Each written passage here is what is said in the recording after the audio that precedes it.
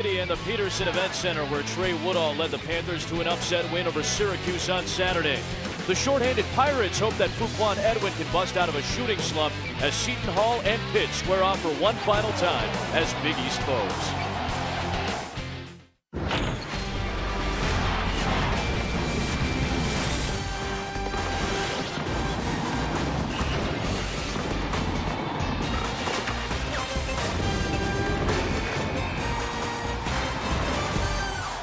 Big Monday comes to you presented by Bud Light, and it comes to you from the Peterson Event Center. Game number 199 in the history of this arena. The Oakland Zoo seems like they're always ready to go, and we're just about ready to go too, as Pitt and Seton Hall get set to square off for the final time as Big East foes. The Zoo's behind us. LaFonso Ellis next to me. Adam Amin on hand. Well, Pitt has played very well here at home off that win against Syracuse, and now Seton Hall has to come in struggling on the road, and they're shorthanded coming into tonight. Seton Hall's been decimated by injuries. Their 12th starting lineup tonight, but when I watched them in shoot-around today, they were focused. This team knows they have a lot of season left. For Pitt, a down year last year, but they're trying to work their way back to Big East prominence. And they're back in the top 25, and there are 9 teams within a game and a half of the top spot. Let's dive into our one-on-one. Pitt's an outstanding defensive team. They're so good with their help defense on the weak side, and they can turn you over and get in transition. But what's unique about this Pitt team is they can meet you at the rim. Outstanding rebounding team as well. For Seton Hall, when they can stick three-point shots, it opens up everything for them. They can dribble, penetrate, get to the rim, and take advantage of their big guy that they have inside, Eugene T.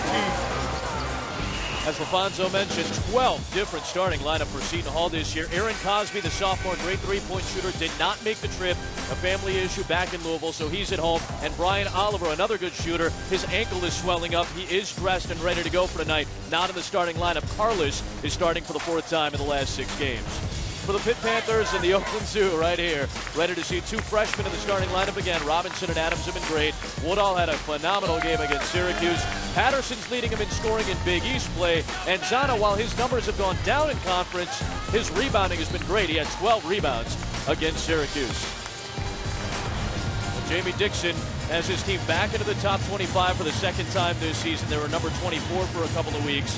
Dropped out of the top 25, now at number 23, coming back in. And there's the former Pitt Panther, played under his dad, Ralph, here at Pitt. Kevin Willer, now in his 3rd season at Seton Hall. He's had to do a lot of shuffling in that lineup, has not had a lot of consistency. 3,600 games on the dot between John, Jamie, and John. We're ready to go here at Pitt. Adams wins the tap, and Pittsburgh has the basketball to start the night. They have won 5 of their last 6 ball games. Hall has lost 7 of their last 8. Seton Hall's going to have to really defend the ball screen. When Pitt gets down under 10, they look to ball screen, and the weak side's going to have to be ready to take away the duck in from Steven Adams. Extremely efficient offense, not afraid to use the shot clock. Pitt, here's Woodall. This is a Patterson 3.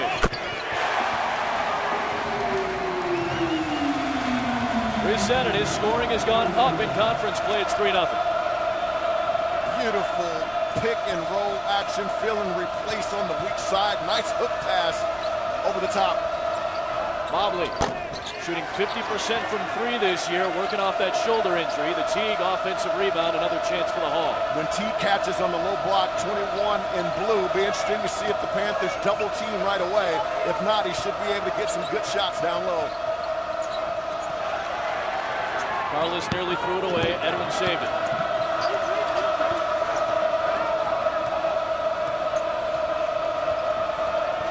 Freshman Mayan, the hedge from Adams. The shot clock at 7. 6 on the clock for Seton Hall. On Pitt's ball screen action, so dangerous with Steven Adams, so you have to catch. But when the basketball leaves the hand, you got to close out. Carlos a little late on the closeout, creating that open shot for Patterson. And James Robinson knocked it away on the inbound.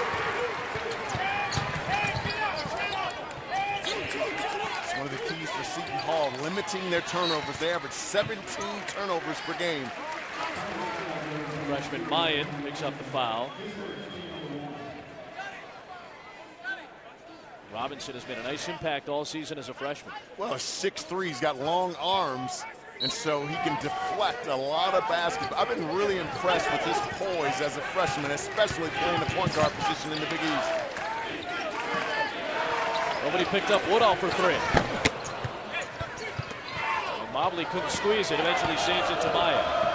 Seton Hall has battled their last few games, but again, have lost 7 of their last 8. Their lone meeting this season in the Big East regular season and their final meeting as regular season foes. Here's Carlos. One of the outside shots missed by Seton Hall early. Patterson, he's knocked down 1 and 2.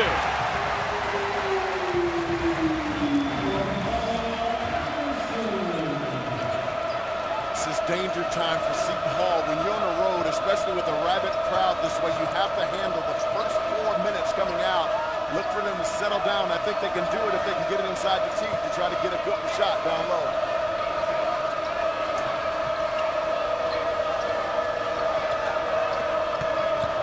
Edwin trying to split the 2 defenders. Here is Teague.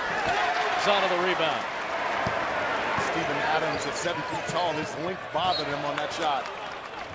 Mayan got his hands into the passing lane and forced the turnover, so Seton Hall has it back. Patterson's 2 for 2. He's a big shot maker. When he puts it on the floor, he's got nice handle, and when you retreat or drop your hands, that's a sign to him to let it fly. He's sticking it here early. His scoring has gone up as of late, double figures in 4 of the last 5. 3 minutes in, Seton Hall's 0 for 3. Adam, we talked about them getting it into Teague. He's better on the left block. Nice. Good backdoor, and Carlos with the assist from Mobley. It's a beautiful back screen by Tom Mayan, opening up that opportunity.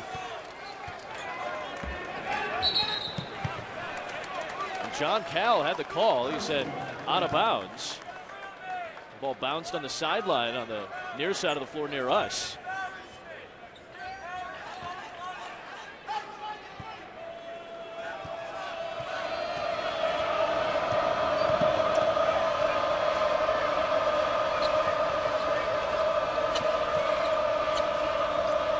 Mobley has dealt with the shoulder. Teague has had a nagging ankle injury all year. Edwin lost the handle. They're going to say Woodall was last to touch. 17 of the shot clock for Seton Hall. Patrick Auda is out for the year with a broken foot. As Trey Ziegler checks in for Woodall, first sub of the night for Pitt. They go 10 deep. When I say 10 deep, they're about as deep as any team in the country. Back into the bench, and Deron Johnson, who had a key 3 against Syracuse, he checks in for Patterson. All 10 guys play average over 4 points per game.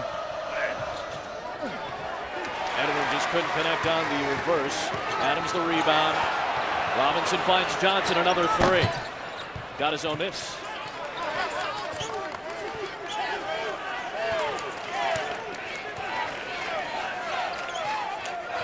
Said Pitt very efficient offensively. Top 5 in the country in points per possession. They're top 10 in assists. They don't turn the ball over very often, but they had 20 against Syracuse. A lot of them were very odd turnovers. And that was very effective against Syracuse. Sana in the high post knocks down a field goal. He's the most improved player on the Pitt Panthers team. He could shoot that shot 2 years ago, but he's knocking that 15-foot jump shot down with confidence this year.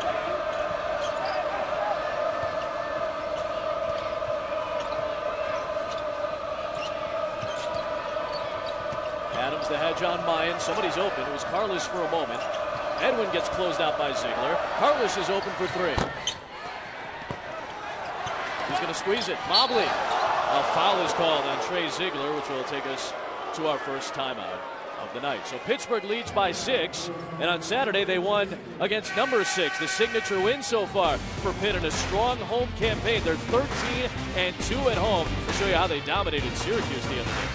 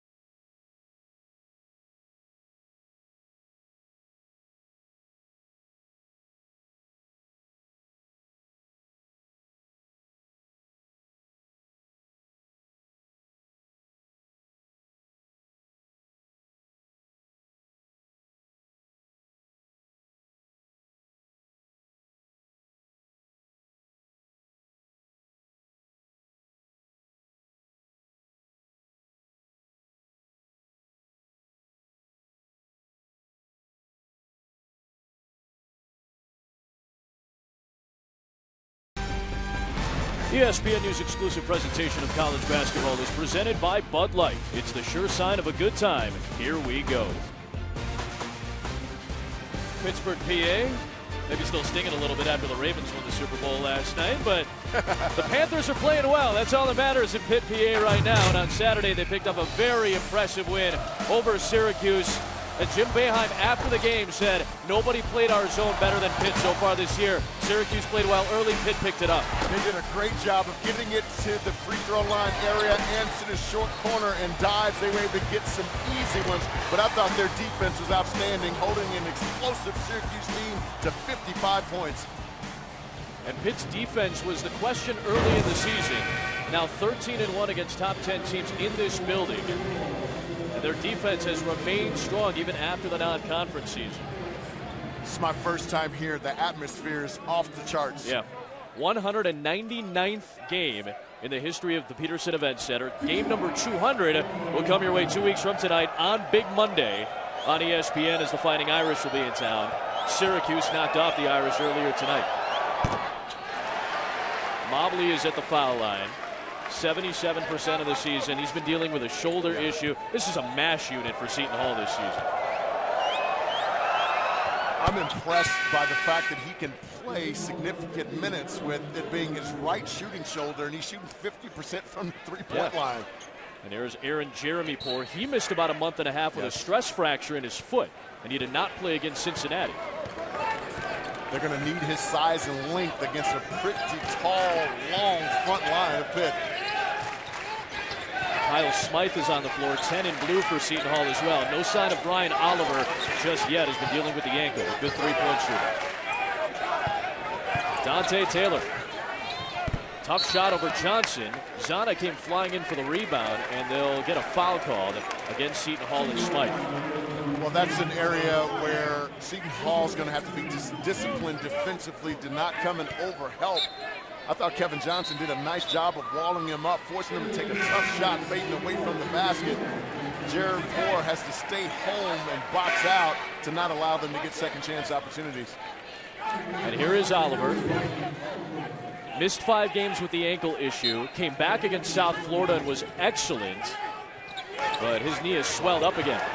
Trey Woodall's the inbounder, and he gets the easy 2 off the Moore pass. Most dangerous player on the floor is the out-of-bounds player. It's the inbounder. Pitt's +7. Hall's 1 of 6 from the floor. Smythe, extra pass. There is Oliver for 3. That's why we focus so much on that early in the game. Oliver is such a factor from the outside. They need him to be big. The three-point shot is big for them anyway. As we said in the open, opens up driving lanes for them and allows Teague to be able to go one-on-one down in the box. He's 9 of his last 17 from 3.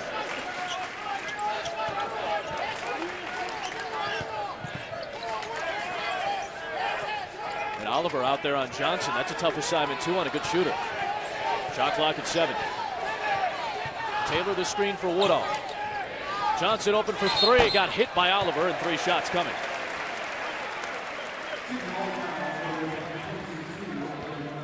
Pitt has had some success here in the first half with that high ball screen action. They get the roller rolling down, and right here, 22 in blue has to help for a second. But the problem is it makes a long run for him to be able to get out to the three-point shooter. That's why it's so important on your closeouts to come out on balance, and you never want to foul a jump shooter. Johnson, a 70% shooter. We mentioned he had a big second half 3 against Syracuse. That put him up 9, and Cuse never got back within 5. He can stick it from 3. He's 10 of 25 from 3 in Big East play. Jamie Dixon has preached 10 deep, 10 strong. Guys like Cam Wright and Johnson and J.J. Moore, who's improved steadily this year, all factors. 1 of 3 at the line there, and Pitt's +5.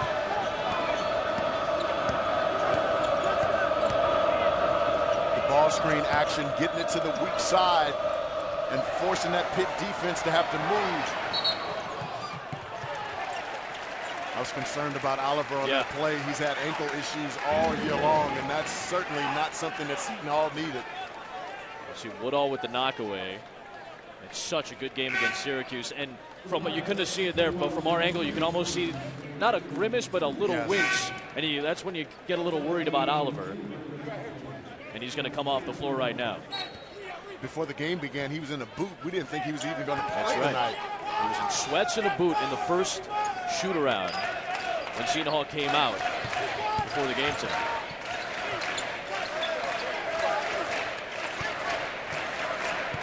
High ball screen action has been really good for Pitt. Let's see if they go back to it. They went with the weave. Mayan came out on Woodall, just dribbled it off his foot. 2 turnovers for Seton Hall, 3 for Pitt. Coming off of 20 against Syracuse, a rare off night, but Jamie Dixon said a lot of those were, we got an offensive rebound and lost it, or stepped out, some odd ones in that game, and they overcame them for a 10-point win. Yeah, if you're going to turn it over, you don't want those live ball turnovers that lead to baskets for the opposing team. Teague is working really hard down low against Taylor, and Taylor reached around with the foul.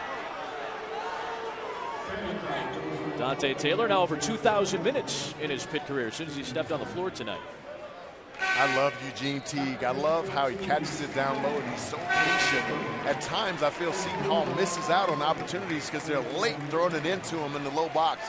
Did you get the sense that he was begging Mobley for the ball a little bit there? The entire time across the lane, and again, I've seen them a few times this year, and they're a little late getting it to him. Edwin steps into a 3, and that refused to go down.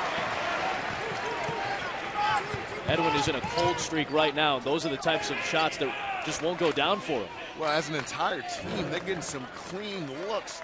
Carlos has had a couple early that he's not been able to knock down, and that's really plagued their season, and there's really no reason for it. They've just not been able to knock down shots. Talked to Kevin Willard this morning, shoot around. He said the one big thing we need is to be able to make shots, and they've not been able to do it with any consistency here in the first half. Sounds so simple, doesn't it? 1 of 5 from 3, Seton Hall. Pitt's up by 5. They've led by as many as 7. J.J. Moore spots up. Steven Adams, offensive rebound. The foul here against Pitt. Get J.J. Moore for the foul. Super Tuesday on your TV tomorrow night with the ACC and the SEC. Wake Forest squaring off with North Carolina. P.J. Hairston had that blow to the head over the last week. He's doubtful for the game. Then at 9, South Carolina takes on Kentucky. Tomorrow at 7, tomorrow at 9, ESPNU, and watch ESPN. I've been so impressed with Nerlens Noel's development over the year. He's become a legitimate rim protector. He had double-figure blocks last week. With 12 in that game against, was it Ole Miss? Yes. Set a new Kentucky record in that game. Unreal. You gotta love the hairstyle as well. Yeah, it's because you rocked it back in the day, right? Tight. Yeah, you had it going. Come on. Maybe not as high, though. Edwin, that's a contested 3 off the heel, and Adams the rebound. Patterson's already knocked down a couple of 3s. Edwin hassling him, and he gets called for a foul. We'll step aside. Largest lead has been 7 for Pitt. They lead by 5. The Panthers back in the top 25. They've won 3 straight at home. The Pirates have lost 4 straight on the road.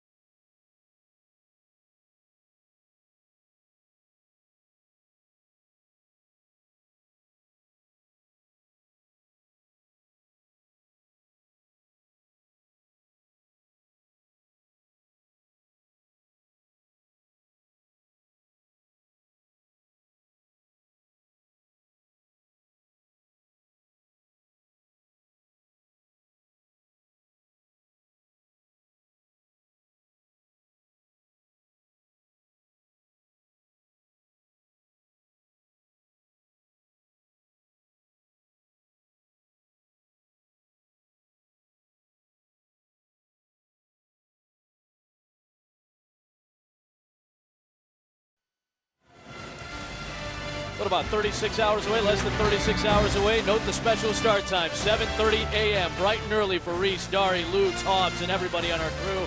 Signing day on ESPN. You also watch ESPN. 7:30 a.m. Tune in right away. The #1 player in the country, Robert Kemdici, is going to show off where he's going to be playing his college football.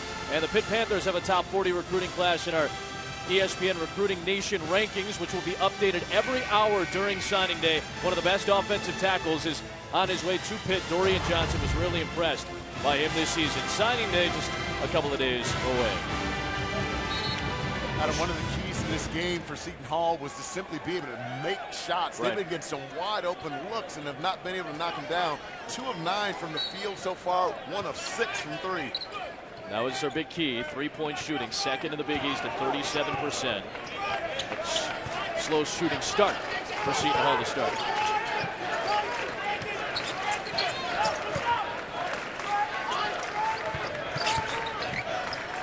Kind of a zone look almost here for Seton Hall. With some matchup 2-3, they've done a really good job in it. They've been active here early, not giving Pitt any angles to the basket.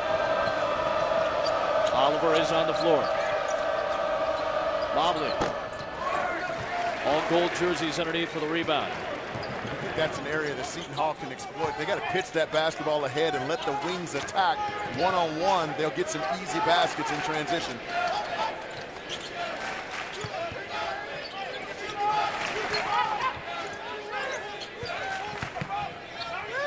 Patterson to Woodall. Tough pass. Got it off.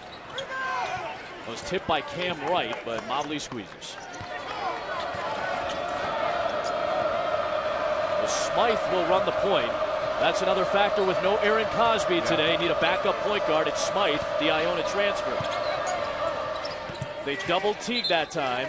Went across the lane with the pass. Stole 18 of the shot clock. That was a really nice read by #2 Mobley. Whenever a guy goes in double teams, if it's your guy, you should follow him just to the top of the restricted area, or you can drop low. It forces that weak side defender to have to drop low. Makes a longer run to that three-point shot on the weak side. Kevin Willard does not have a lot of depth in the guard position, has some front court depth. Might see a couple of bigs play together tonight for Seton Hall. A mad scramble by Edwin. Jamie Lucky will call the foul on Cam Wright. It came down to that left knee. I hope he's okay. Yeah, Edwin kind of slow to get up. I think he's really struggled this year, Adam, being the guy who's the #1 person that the opposing teams are trying to stop. I think that's why shooting percentages are down. Well, they got that pass into a tough spot. Adams to turn. Adams to turn again. Mobley runs it down. Edwin trying to catch the Pitt defense recovering. They'll get a blocking foul against the Panthers as Adams stepped in. For a guy at his size, he moves laterally side to side really well. I had an interview with one of the reporters from New Zealand before the game and saying, I've not seen in a long time someone 7 feet tall, 250 pounds, that can move the way this guy does. In fact, I feel his feet are almost as good as Kevin Garnett's, and Kevin Garnett could actually guard 1 through 5 when we're in the league. Exceptional player, Steven Adams. He has a bright future. That is high praise for a guy who won a handful of Defensive Player of the Year awards in the NBA. Adam, I think this is exactly what Fuquan Edwin needs. His scoring's down, his shooting percentages are down, but when you can have a scorer see the ball go through the net, it can sometimes raise your level of confidence for your perimeter game. But you can tell the lack of confidence for a guy who can stick it from the free throw line. He's really struggling in every asset of the game. Adams bullying Jeremy Poore. Jeremy Poore nearly squeezed it. He was out of bounds. Those are the ones that are going to frustrate Kevin Willard, especially when you have a chance to get the defensive rebound. So far, they've been pretty good boxing out, not allowing Pitt to have second chance opportunities, although Pitt does have 4 so far in the game.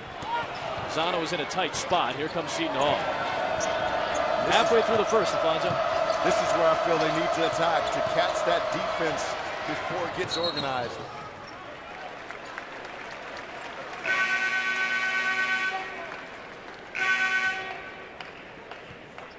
3:27 on the shot clock after Robinson was last to touch.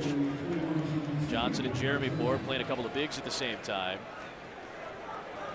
Now they're both off. Mobley's in.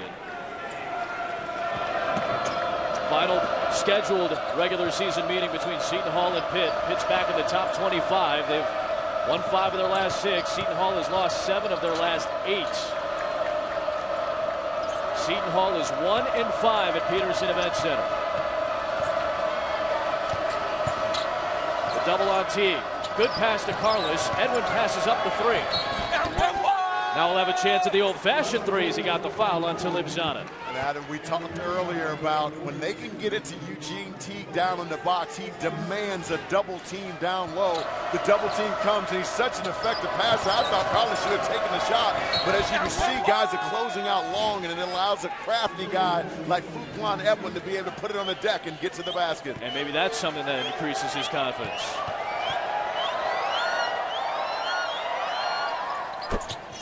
A little smoother that time. Yeah. Seton Hall right back in it. Back within 1 after trailing by as many as 7 here in the first. I tell you, when you have the shooting percentages that they have, Kevin Willard must be ecstatic that they're only down 1 on the road, shooting it as poorly as they have. 3 of 13. Patterson. Good effort by Cam Wright for the rebound. Nice. Robinson right back to Wright. Patterson squeezes the offensive board. Fresh shot clock, got it to Zanna. Zanna got fouled. Boy, Pitt. This is Pitt basketball. We didn't see a lot of games in the Big East season last year where they really attacked the glass this way, but they've always been a good rebounding team, and they are tonight. They've been sensational on the offensive glass. To leave Zanna alone, he and Adams have been averaging 6 offensive rebounds over the last 2 games. If you put it up and don't get a body on those 2 guys, they're outstanding on the offensive glass. And against that Syracuse zone, Zanna had 6 offensive rebounds on Saturday in a 12-rebound performance. He's been terrific on the boards just in general. A guy who averages 6 rebounds a game, averaging 11 over the last 2. Adams nearly squeezed that. Oliver got it. And Adam, that's a concern that I have as the game carries on, is 10 guys rotating in fresh for Pitt may wear down Seton Hall as the game gets in the late stages. Syracuse only dressed 7 scholarship players on Saturday. That was a factor, the depth. Edwin was fighting for that rebound. Looked like he had position. And John Higgins agrees with that. He's going to say that Zanna ended up with his 2nd personal foul. He gets a lot of praise for his scoring ability and his defensive prowess, not enough for his rebounding ability. As a 2-guard or swing man, he averages 6 rebounds a game. He's already got 4 tonight. Zanna out at the 8:43 mark with 2 personals. But depth, always apparent for Pitt. They go back to J.J. Moore.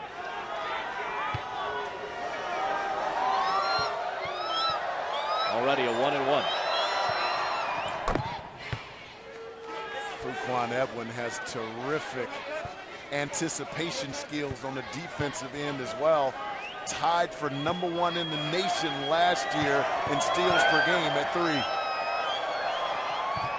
And those numbers are a little down this year. Still leads the team with over 50, but now he's scoring more. Doesn't have Theodore, doesn't have Pope and all those guys. Doesn't have Cosby to help him out tonight, who scored 19 against Pitt a year ago.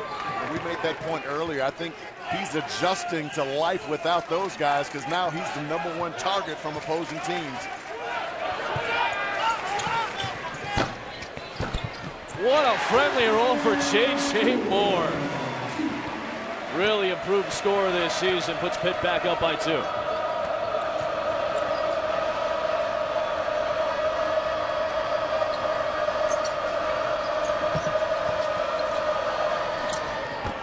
Edwin way off.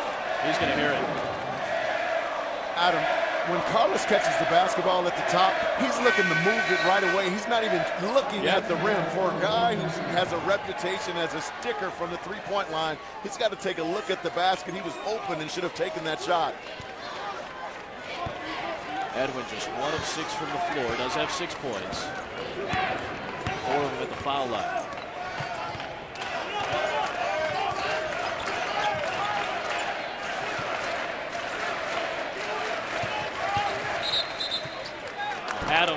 gets whistled for the foul, his second. So Zana and Adams each have 2 fouls inside of 8 to go.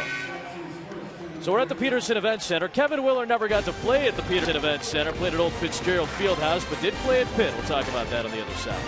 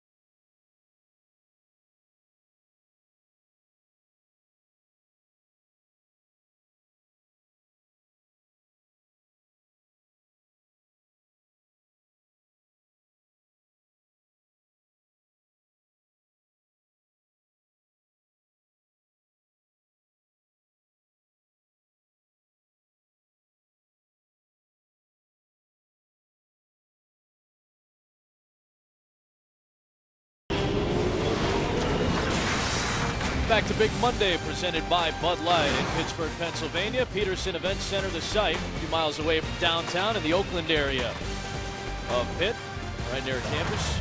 Kevin Willard, the Seton Hall head coach, making his return to Pittsburgh. Never played at the Peterson Event Center. Wasn't a huge scoring guard, but played for his father, Ralph. He started at Western Kentucky with Ralph Willard. Ralph got the job at Pitt, so Kevin followed him. And it's an interesting story that Kevin Willard, whose family is very good friends with the Pittinos, actually surpassed his senior year to go work for Rick Pitino when he was with the Celtics, essentially the NBA equivalent of a grad assistant, and got a lot of experience with Pitino, 6 years in the NBA, then 4 at Louisville. So you're saying he's the first coach to ever leave college a year early and go to the pros? He went pro early. Right? Great turnaround for Kevin Willard. It's been a rough year for him this season, but got him on the brink of the NCAA tournament a season ago. Early shooting slump for Seton Hall in this game. Oliver, way off. Remember the ankle injury, maybe that affected him there, not sure. Didn't follow through on that one. Adams is in the game. We're going to correct something. The official stats changed the foul. They took one away from Adams, put it on Trey Woodall, so only Zana has 2 fouls. That's a big break for Pitt. Patterson on the floor, off the glass. Harless with the rebound against Adams. I thought he was fouled on that drive. Looked like he took a shot to the head. Oliver, quick trigger on the 3 over the long arm of Adams.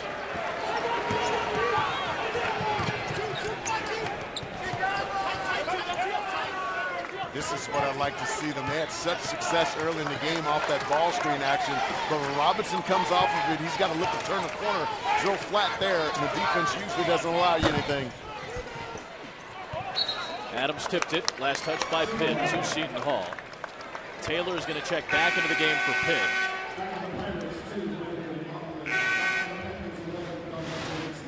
Watch as James Robinson comes off that screen action. He's not looking to turn the corner on it. And when you don't look to turn the corner, it usually leads to a tough or a bad shot on the weak side. But credit Seton Hall, they've done a pretty good job with only 7 guys of not allowing second chance shots for Pitt. Seton Hall, 22 substitutions already in this game. Kevin Willard trying to keep this team fresh against the depth of Pitt.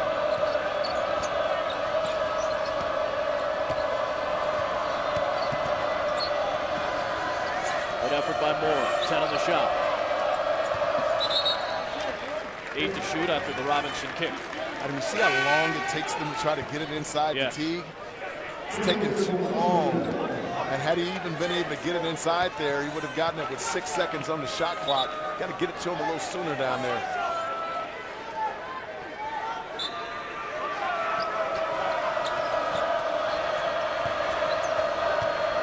Edwin lost it. Patterson, stripped by Edwin nearly, got it back and scored. He's got 8 points. I love Lamar Patterson's versatility.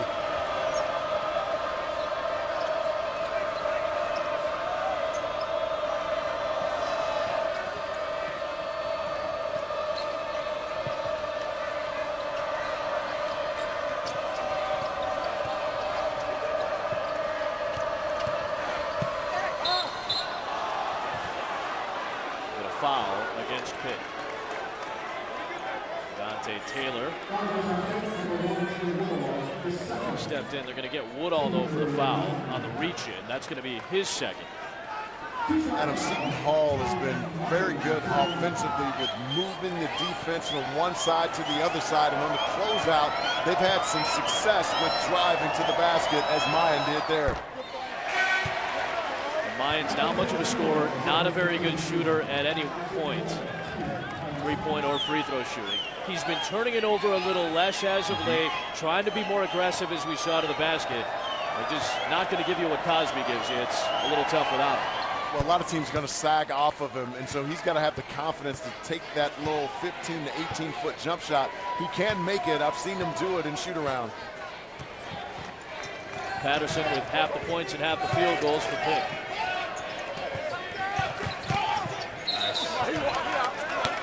J.J. Moore was on the baseline when he got that feed. It's a good look, though, by Patterson. Yeah. J.J. Moore making himself available after he saw the double team. Just too deep there on the baseline.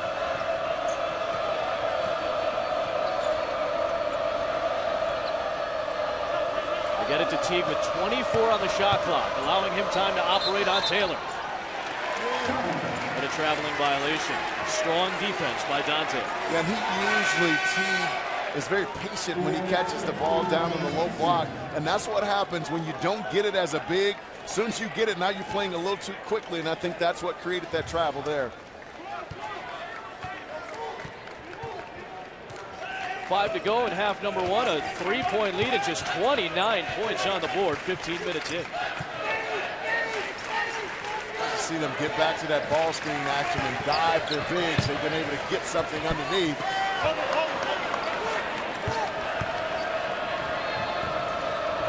Seton Hall one field goal in about the last 10 minutes. And more turnovers than buckets early. They're only down by 3. Just 2-7 in the Big East. Pitt is at 6-4 and sitting in the top 25 again.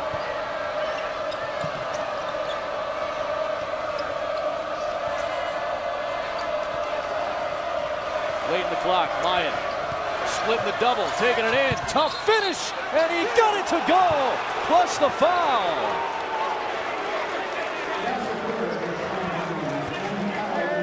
What an effort by Tom Mayan, the freshman. Adam, when you're playing against a really stout defensive team, on ball reversals or straight from the top, when they come to help, there's creases to be able to tackle. Mayan getting in the crease, drawing a little contact and a little English on the glass to get it up and in. That is the second on Taylor. They're so much more effective, Seton Hall, when Mayan is aggressively trying to get it into the paint. He's had some success on the last 2 possessions. Second tie of this game, and Mayan has 4 points. His career high is 6. Had that against Washington earlier this year, and he's had it a couple of times. And Adam, I think Pitt has gotten away from what got them the lead early. And that high ball screen action with the roll and the throwback to the roll and replace guy was really good for them early, and they've struggled since then getting good looks. And Edwin does what Edwin does. Gets his hands into the ball and into the passing lanes and into your hands and knocks the ball away. Seton Hall shoots for its first lead of the game.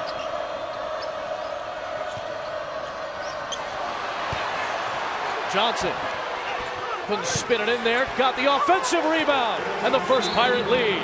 And Jamie Dixon calls a timeout. Kevin Johnson, the freshman from Compton. After that meniscus tear early in the year, Kevin Johnson's continued to progress, playing with a lot more confidence now that he's held it down to the low block, put it up nice and softly on the board, the ability to go after and get it. He's so big underneath, he's he's able to draw a little contact and still get it up on the glass. Watch the feet on the big man. Nice little bump. And then the reaction to go get it, not giving up on the play. Kevin excited on the offensive glass for Seton Hall. His minutes have been up the last 2 games now, double-digit minutes each of the last 2. He's a type 2 diabetic, and he had knee surgery for that meniscus. He had some complications due to that surgery, so it's been a slower pace to try to get back into the rotation. And he's slowly but surely starting to get his game legs under him, as you saw on that play right there. Seton Hall's first lead, they're up 2.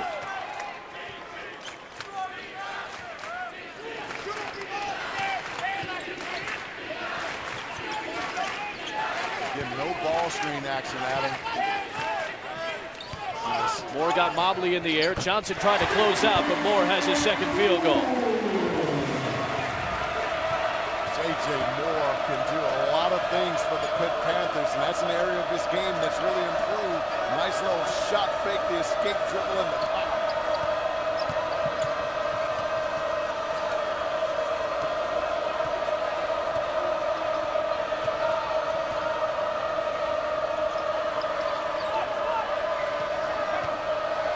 Seton Hall's been good when they've been able to attack Pitt off the bounce. They've had some success getting to the basket.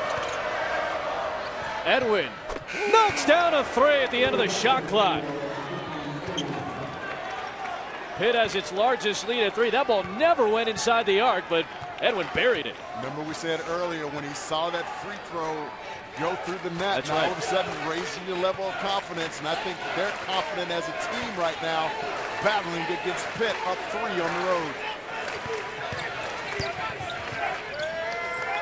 Deron Johnson answers back.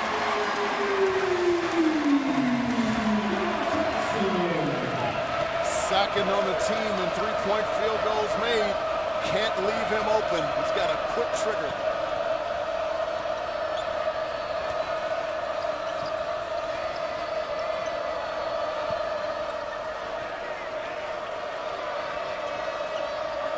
Edwin guarded by Ziegler. Another 3. Back-to-back triples, and ever since he got that and one, he looks a lot smoother. He's got a dozen. They're saying at the top of the broadcast that the weapon, a confidence builder for Seton Hall, is their ability to knock down threes. They've been white hot over the last 2 minutes. Fuquan Edwin getting Seton Hall out in front by 3 with back-to-back triples. Doing it in every kind of way. He's hitting them off ball reversals, and when they need one, lines you up and drills you from the top.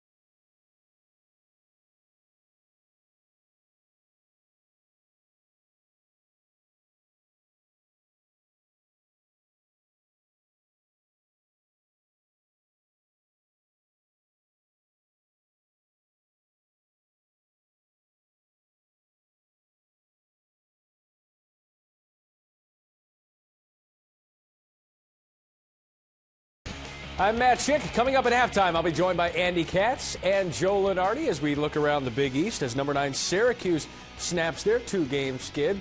Also in the Big 12, we'll take you around there as Iowa State continues to roll on the home floor, and we'll get you ready for National Signing Day. Back to Adam and LaFonso and a hat. Yeah, Matt, Syracuse 7-2 now at the top of the Big East, but still it's 9 teams within a game and a half at the top. But Seton Hall is looking good on the road right now, and it's because of Fuquan Edwards' efforts. He's been brilliant. 37% field goals over the last 4, 25% versus Georgetown, but he saw a couple go through at the free throw line. Now you will awaken a sleeping pirate, and he's been getting it done for Seton Hall. But now you have to know that he's knocking him down and he's confident. You got to close him out to his shooting pocket and make him a driver. Pittsburgh led by 7. It was 10-3 about 5 minutes in. A 21-11 Seton Hall push ever since, and they're up by 3 on the road. Ziegler into that big body of Teague. Adams got the misfire. The officials are going to discuss here whether they're going to count the basket on the goaltend, and they will, plus the foul. So Adams a chance to tie it at the line. Nice job there by Jamie Lucky and John Cal. Interesting on that substitution. Gene Teague's in the game. Now all of a sudden you have Steven Adams on the weak side with a smaller Oliver, and he's able to use his length to go over the top to get that offensive rebound, fouled underneath, and the strength to get it up on the top. See that 59% from the field. Only Nate Lubick of Georgetown is better, 65%. Remember, this is a freshman. He doesn't look like it. He's got good. I'm surprised that he didn't shoot it better. Yeah. He's got good looking technique. He's knocking down some threes and shooting around here before the game. 5th tie of the first half.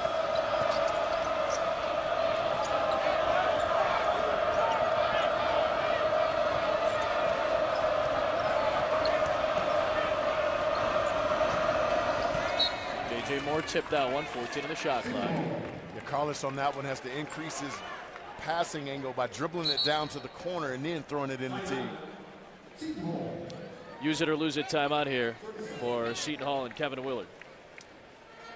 Well, you saw it on Saturday night in Bloomington. Assembly Hall was rocking, and IU came out with the win. And guess what? They're number 1. Michigan still in the top 3, though, in one of the great Big Ten rivalries. Michigan and number 10 Ohio State from the Chrysler Center in Ann Arbor. What a matchup we've got for you on Tuesday night. Mike Tirico, Dickie V in-house at the Chrysler Center. Dickie was raving about it on Saturday. He's excited, so are we. Trey Burke, the Columbus native, coached by Jared Sullinger's father when they were in high school in Columbus, taking on Deshaun Thomas, 2 Wooden Player of the Year award candidates. Deshaun Thomas, just a scoring machine. I've been really impressed with Trey Burke. I mean, he plays so under control, and I'm used to him being able to drive and get to the basket. He hit some big threes against Indiana. I think they'll appreciate that moment of awkwardness we just caught on camera a moment ago. Part of this great atmosphere, though, here at Pitt. Shot clock inside of 10. Teague battling with Adams down low. Still 5 to shoot as Adams got a fingertip on it. When Ryan caught that basketball, he should have put his head down and just got to the middle. There was no help on that side. He would have been able to get one of those little floaters that he likes to shoot.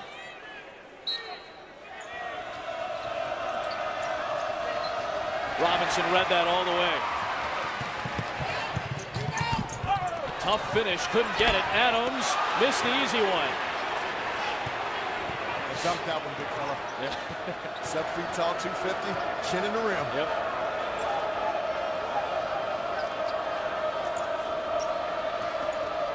Just a little over 10-second difference, shot clock and game clock.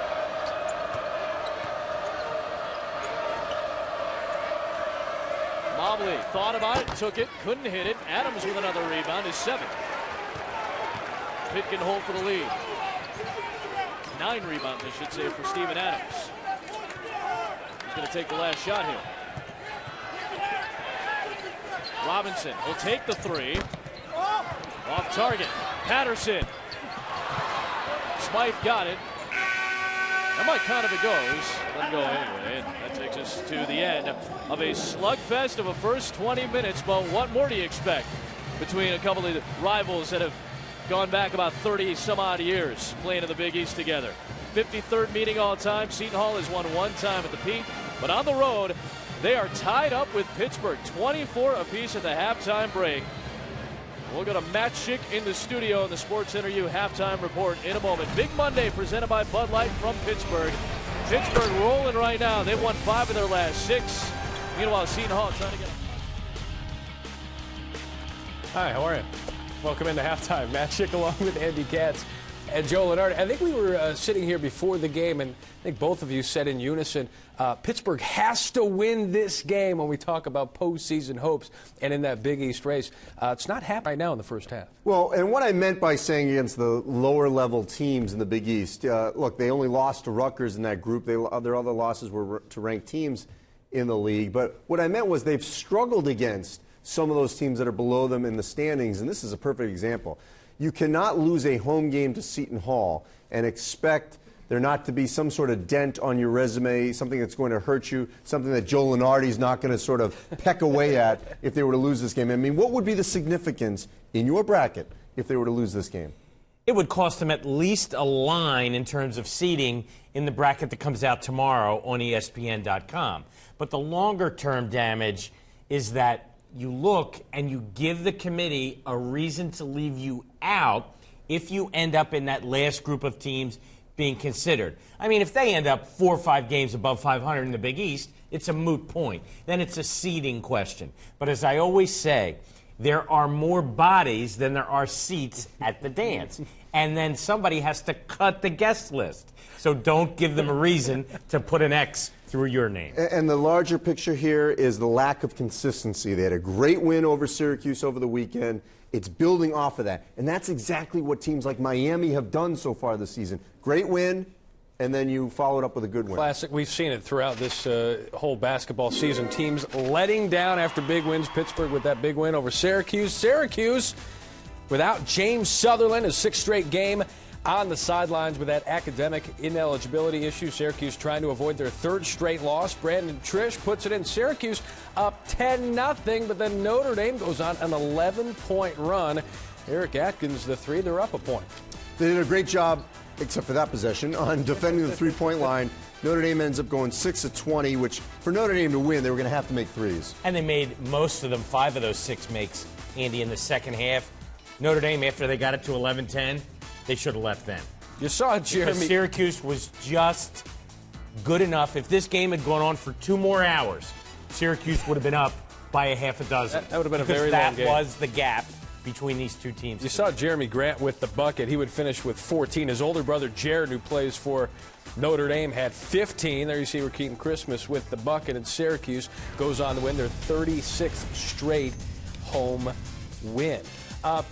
Look at the Big East standings here. You've got Syracuse. Of course, Marquette, for about a blink of an eye, was there alone in first. But, Joe, you've talked about the cutoff point here in the Big East for postseason in the NCAA tournament. Is it right there under 8, obviously excluding Connecticut because they're ineligible? Correct. So 7 of those 8 will make it. And even if Pitt loses this game to Seton Hall, which I don't think they will, they'll still be in the bracket at least for the time being. And I'm not sure this old Big East alignment will ever end, Andy, and it's because the games take so long. The games may never finish for the league to break apart. And the one point about Villanova, they've lost 2 in a row to Providence and at Notre Dame. But because of those 2 home wins over Louisville and Syracuse, that will keep them in the game if they can take care of some business going forward. They're at DePaul on Tuesday night. Coming up, we'll shift gears, talk a little Big 12. You know, Syracuse was doing well at home this season. You see the way they dance there in Texas? That's what we do during the breaks. Oh, you're not supposed to tell that stuff to the public.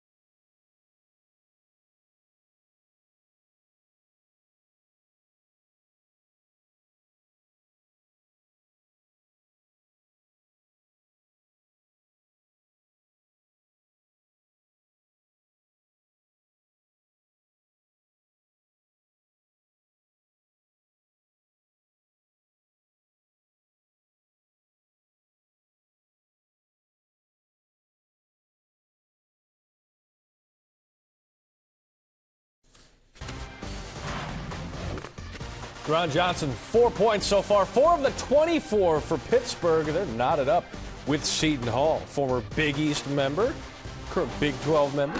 West Virginia taking on Texas. Rick Barnes, Bob Huggins. Got to be thinking they're sharing sob stories. Well, Rick Barnes went with the casual look, no tie, because whenever you coach against Hugs, you usually have a golf sweater or some sort of windbreaker. You don't want to look overdressed. You wear a polo next to Bob Huggins. You're overdressed. Sheldon McClellan to Cameron Ridley for the dunk, and then Ioannis Papapetru, the freshman, for 3. Texas up. Nice.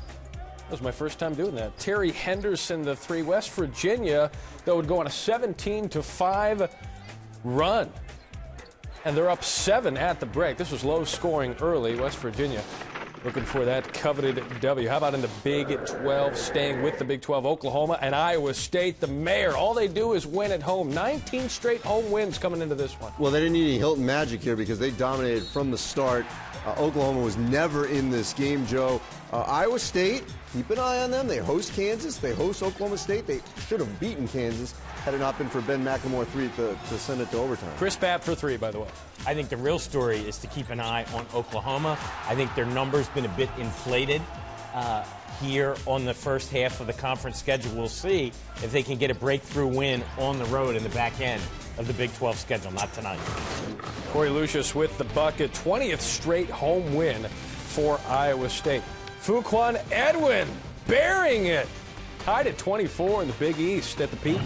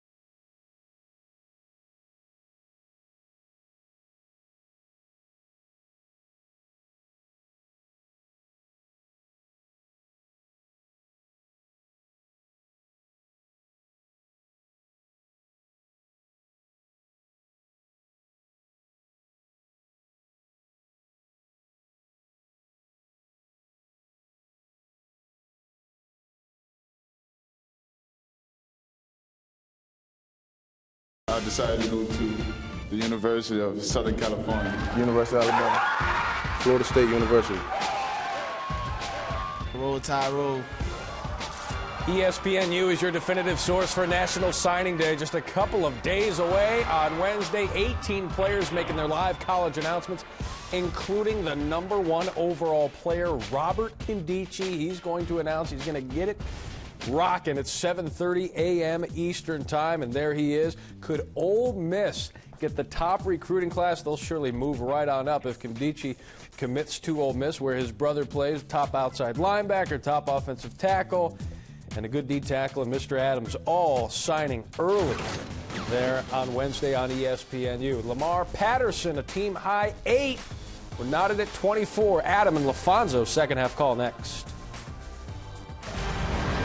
ESPNU's exclusive presentation of college basketball is brought to you by Ram Trucks, Guts, Glory, Ram. And by Geico. 15 minutes could save you 15% or more on car insurance.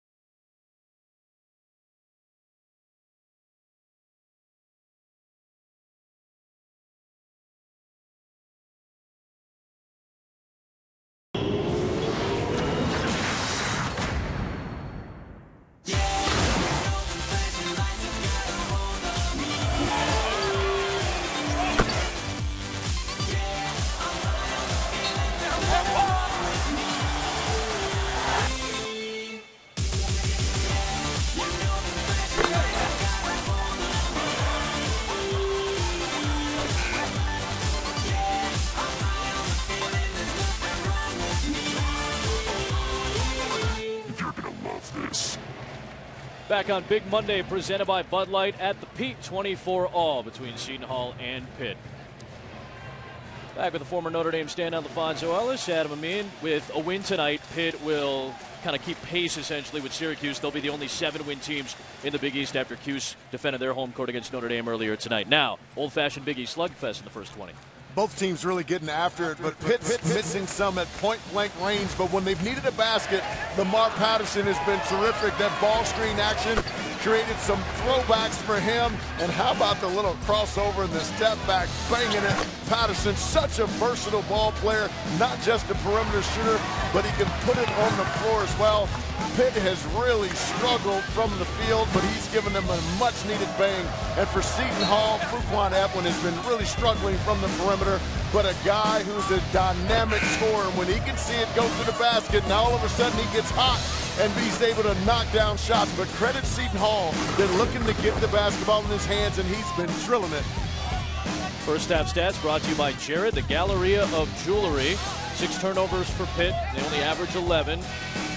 Rebounding pretty even, 3 of 10. Seton Hall knocked down those 3 threes again. 37% on the season, second in the Big East. That was their big key. Fuquan Edwin got hot at the end of the first half. Seton Hall's got it to start the second. Teague is on the floor, along with Mobley and Edwin and Mayan and Carlos. Adams squares the rebound with Woodall and Robinson, Talib Zana and Lamar Patterson. 10 rebounds for Adams, another steal for Edwin. And Fuquan Edwin, 14 points, and he gives Seton Hall the lead once again. I tell you, they've been able to get to the line. Seton Hall off dribble penetration, 7 of 10 in the first half. Adam, teams have made as many free throws on the year as Seton Hall has attempted. Right. Zana into Teague. Patterson knocked down a couple of threes in the first half. He had 8 points. Trey Woodall, though, the leading scorer, second leading scorer, at just 2. There's Woodall. Smooth-looking jump shot. Ball screen action, didn't have anything with the roller, nothing on the throwback, reversing the basketball. Woodall, wide open shot on the top.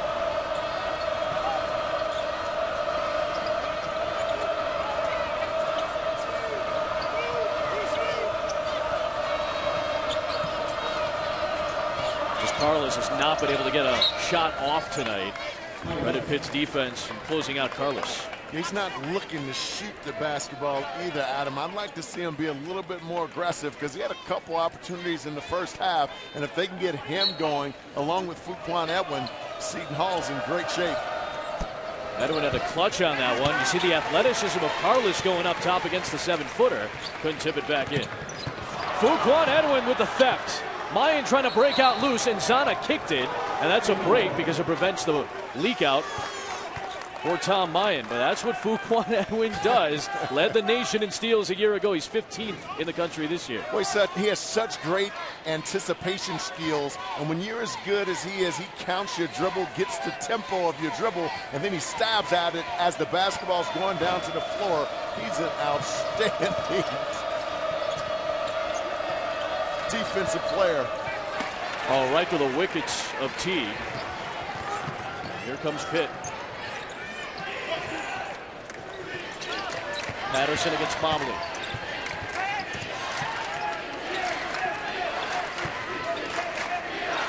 When Pitt runs that ball screen action, they're switching and allowing the big to roll down with Mayan. They got to look to get that ball back to Adams. And Adams' 11th rebound of the night will send him to the free throw line. The foul on Brandon Mobley. His first.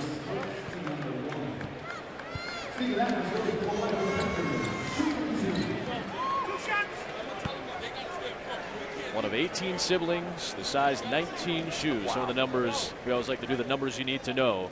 Those are some of the numbers on Steven Adams. From New Zealand. Prep ball for a semester at Notre Dame Prep in Massachusetts. That's where a lot of America got a chance to finally see him. And immediately everybody was impressed by him when he was a senior in high school. He's so athletic, runs the floor so well, he jumps, he's still learning the game. And once he gets the little nuances of the game down, he's going to be a beast in the Big East.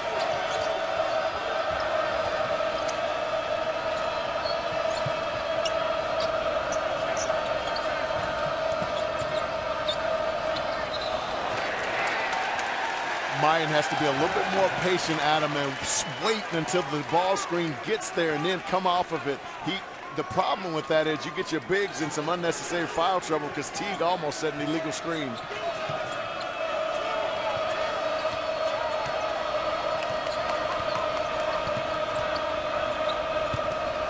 It's been all Fuquan Edwin tonight for Seton Hall. Adams got a tip on that. There's still 13 on the shot clock. Well, another reason the shooting percentages have been down because of so many guys being injured. Kevin Willard can't run his plays for him because the guys don't know the plays. There's not a lot of consistency. They're kind of almost running an offense on the fly. Edwin got free for a toe on the tape, too. Fuquan Edwin's got 16 points. 16 against Cincinnati. Had been coming in cold, but after that and one in the first half, he's really heated it up. Woodall, tough floater with Carlos defending. Teague rips it away from Adams.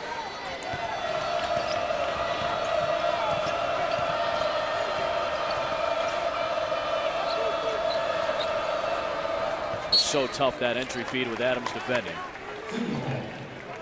You said it, Fuquan Edwins, and heating it up since midway through the first. Well, he's playing with such great confidence. What a beautiful read. He saw that Robinson went underneath, and he just popped out over the top.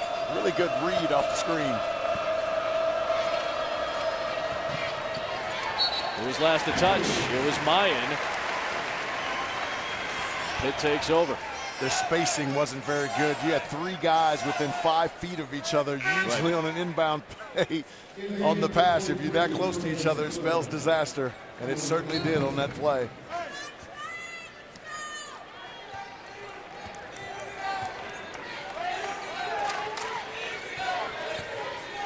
Ziegler in the game. The transfer from Central Michigan has been very good as of late. He finds Woodall.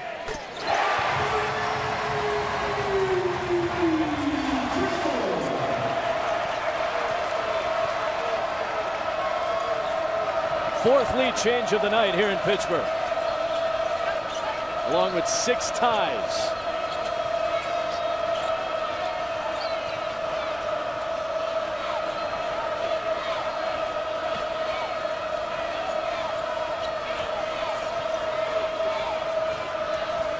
Zana hedging out on Mayan. The shot clock at 8.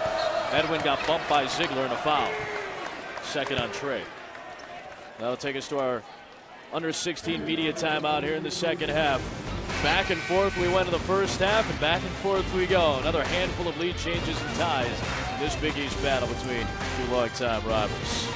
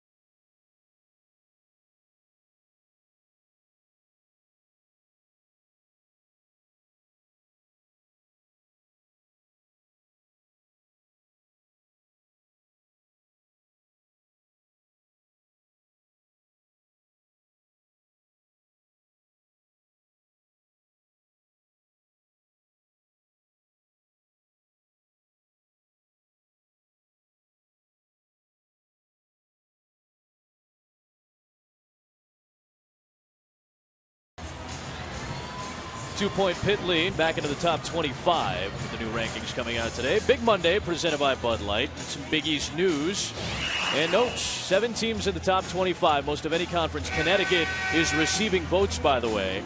Pitt back into the top 25 after knocking off number 6 Syracuse on Saturday. And Georgetown, really hard-earned win against St. John's at home on Saturday. Now they've won 4 consecutive Big East games. They beat Notre Dame in South Bend as well. Were really physical against Notre Dame. Took Eric Atkins out of the game. Otto Porter is one of the great stories in college basketball. We knew him last year as a rebounder and a guy who could score inside, but now he's extended his range and he's become a multi-dimensional offensive attacker for Georgetown. A guy who never played AAU basketball. Let's go, Pitt! As his parents taught him, is a great fundamental basketball player. Pittsburgh has won 5 of 6. Seton Hall has lost 7 of 8. Seton Hall has 1 win in 6 games here at the Peak. All time.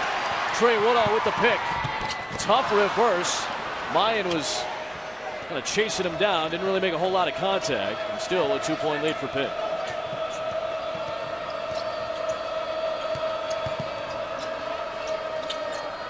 Tough angle for Mobley there, deep in the corner. He's out of the rebound, needs help. Ziegler stays on the floor. Robinson is the only starter off. Woodall in the corner. Zana the rebound. Teague defended. Adams got that second loose ball. He's going to head back to the free throw line.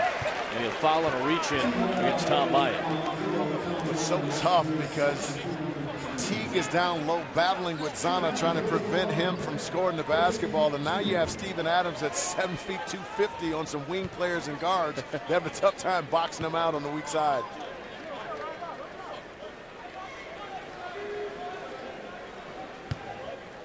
Adams, a poor free throw shooter, is 3 of 4 tonight.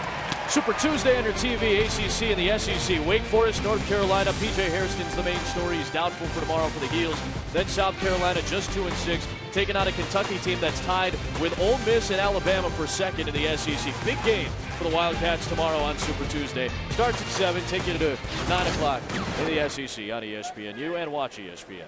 North Carolina could use a healthy P.J. Hairston, another guy who can stick shots. Boy, they've had a tough time with injuries this year as well. How about that? Steven Adams. Doesn't happen often. He knocks down a pair of free throws, and the crowd right back in it as Pitt has its largest second-half lead. This has hurt Seton Hall at times this year, where they go for long spells without scoring the basketball. Let's see if they can get one in the stanza. Kevin Willard told us the first 5 minutes of the second half have been terrible for them as of late. He's been right about it. Mayan can't connect, and here comes Pitt. Can they withstand a Pitt run right now? That's been the issue for Seton Hall as of late. J.J. Moore. Got it.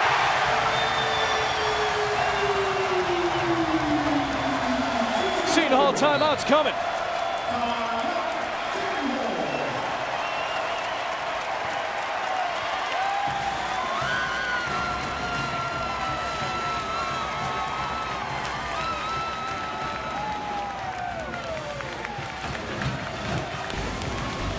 Now, you love dribble penetration by your guards, but when your guard's underneath, now you don't have balance getting back. J.J. Moore, ready shooter, feet underneath, release, and knocks it down.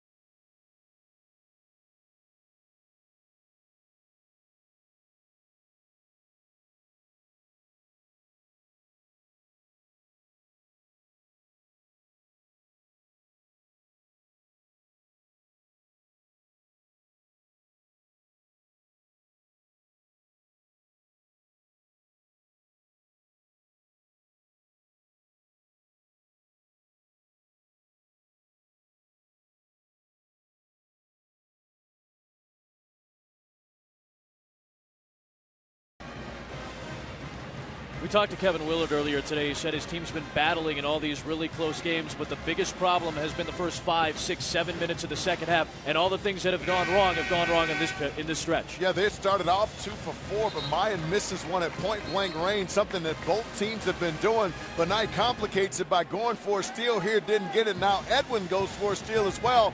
Now Pitt has numbers on the backside. J.J. Moore knows he has rebounders underneath and just releases the shot. He's been shooting it with great confidence this year and knocks down the 3 for Pitt. But this has been an issue for them. They were only down 5 at half, Seton Hall to Cincinnati. Cincinnati goes on a 20-0 run, so they're going to have to be careful here. Get back to what got them in the game in the first place, which is ball reversal and then driving the closeout. Same thing happened against St. John's. They were only down by 5. They cut it to 1. Now they were down by 15. against Cincinnati. They were able to cut it. They're actually down by 20, as Fonz mentioned. They cut it down to 4, and they've got time to do it today. And if Fuquan Edwin can continue to shoot well, he's already got 3 buckets here in the second half. They'll stay in this game. Doing a great job of taking advantage of the overhelp on Pitt and finding open shooters on the weak side.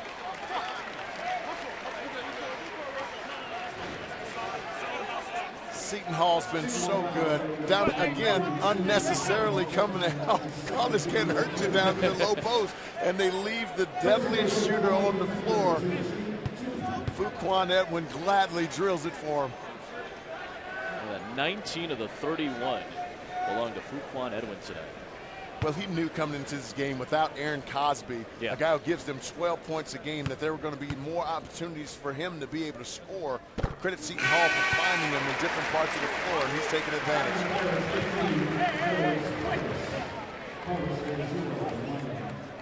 The MASH unit that has been Seton Hall this year, they've had 1 game with a full healthy starting lineup, 12 different starting lineups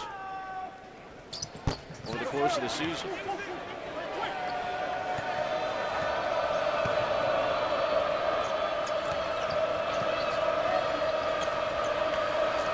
Pittsburgh led by 7 in the first half. They've led by as many as 7 here in the second. That's the largest lead. They're up by 5 here. Oliver has been nursing that bad ankle. He did dress tonight. Edwin. I don't know if he kind of caught it on his hip or what, but something got him off his rhythm there. Yeah, he didn't. He wasn't sure he was going to shoot that basketball, and that's what hurt him. Wow, 4th steal for Fuquan Edwin, and not a good pass. Teach your ball handlers to hold on to it, to force the defender to have to make a decision. I felt Fuquan Edwin gave that up a little too soon. And again, these are the little things in these stretches that Kevin Willard's team just has seen manifest themselves over and over when they've gotten down big in these second halves as of late. 17 turnovers a game, and a lot of them have been unforced turnovers.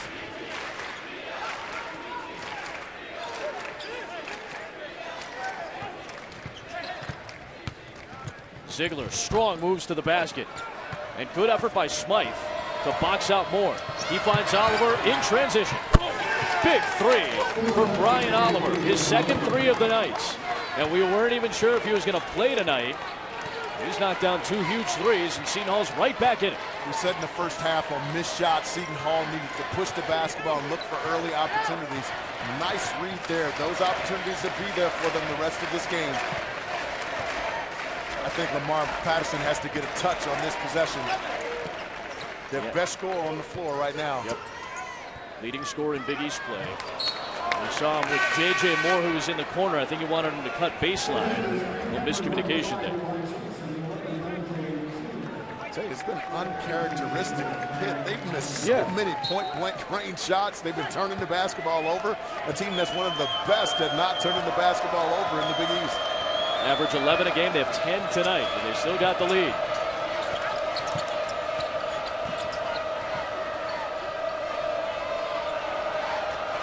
Teague trying to beat Taylor, and we'll get Taylor for his 3rd foul of the night. Well, Fuquan Edwin's been keeping Seton Hall in it, and if Brian Oliver can give him anything on that bum ankle, they'll be in okay shape. Quick opportunities on the break. Brian Oliver, a prolific 3-point shooter, lining it up for Seton Hall.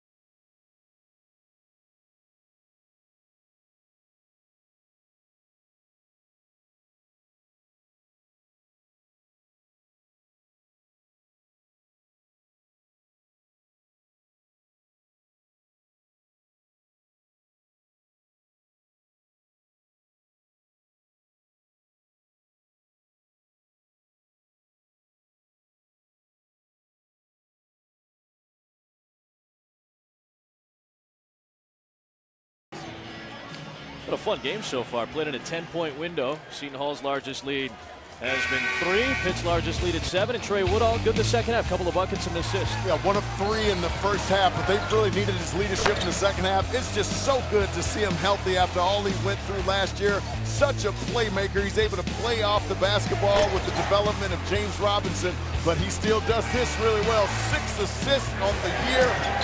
Trey Woodall getting it done here for Pitt. Had those concussion symptoms against Marquette. Cleared for the next game against Villanova, came back. Had all those injuries last year, the groin, the abdominal, had surgery in the offseason. He is very much healthy and very much a factor, and Pittsburgh still has a 2-point lead.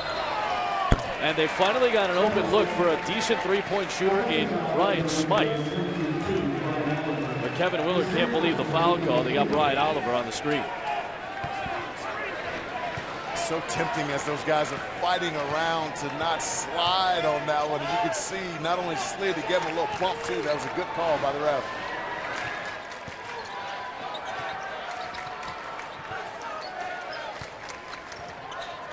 Wright steps into a 17-footer. First points of the night for Cam Wright. He had some clutch buckets against Syracuse as well. And Pitt back up by 4. 9 of his last 11 field goals he's been able to knock down. Make that 9 for 12. Here's Carlos. That's where he's at his best. That athleticism is so apparent on his steps to the rim, and he draws another foul. Pitt's been terrific with their ball movement here early, and nice step in there. Fuquan Edwin coming to help a little bit, creating that open space for Cam Wright to knock it down. And they really needed him to step up and make some baskets for them tonight, because they've not been able to make much around the basket.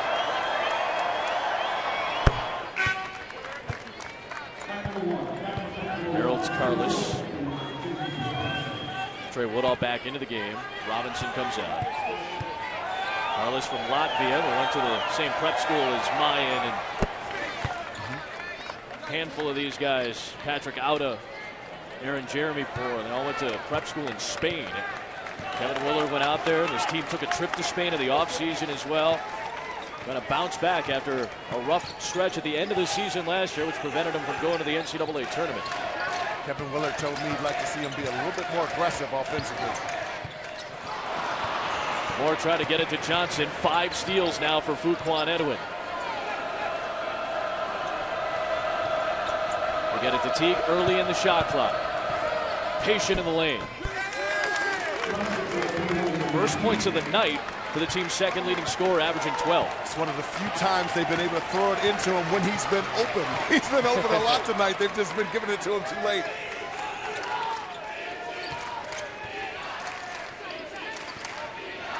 I think you got to get it in Woodall's hands and give him a touch on this possession. He's made some nice things happen for Pitt here in the second half.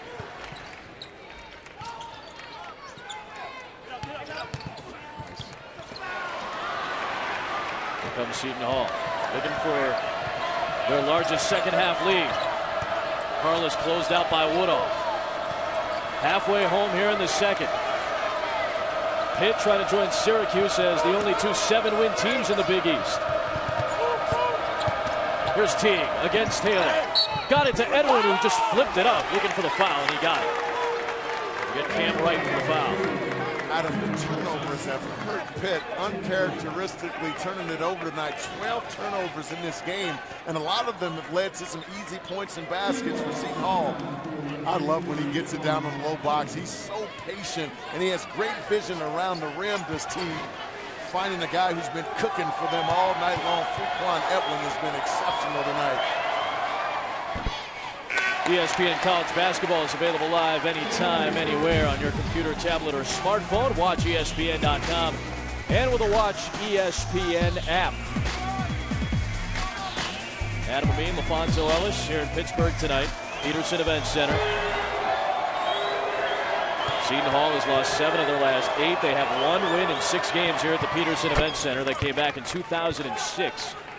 Seton Hall's got a 1-point lead. It looks like they've withstood that rough 5, 6, 7-minute stretch at the start of the second half. They've done it by rebounding the basketball, not giving up too many second chance shots, but Fuquan Edwin's been able to continue cooking here in the second half.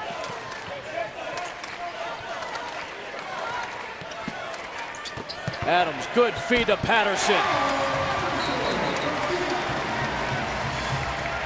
Into double figures, Lamar Patterson, his first points of the second. The assist to Adams, and Pitt's back in front. And Jamie Dixon uses a timeout. Pitt does a great job of moving on the weak side without the basketball. Steven Adams at 7 feet tall. He down there at 6'9", can see over the top. Just a nice little V-cut from the top by Lamar Patterson. He was terrific in getting Pitt started in the first half. They're going to need his offensive production here in the second half if they hope to hold off a charging Seton Hall team.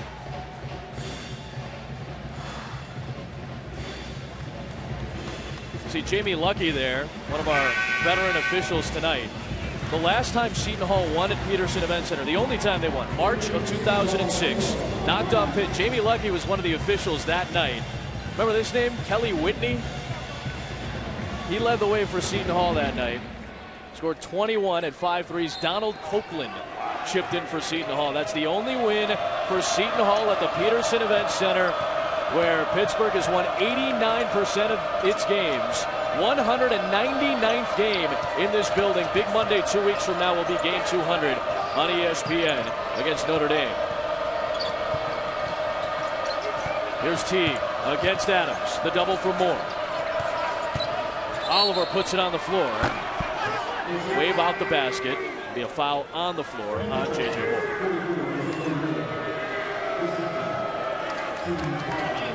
Two on J.J. Moore.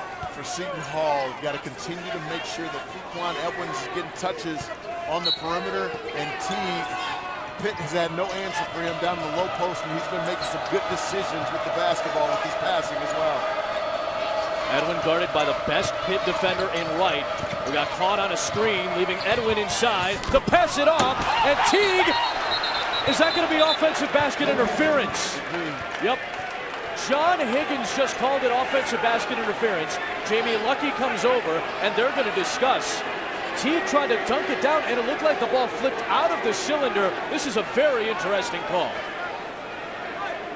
You can't hang on the rim and then grab the basketball that's why, and try to put it back up there. There is no question. That's right, yeah, you're right. Doubt. It wasn't the cylinder.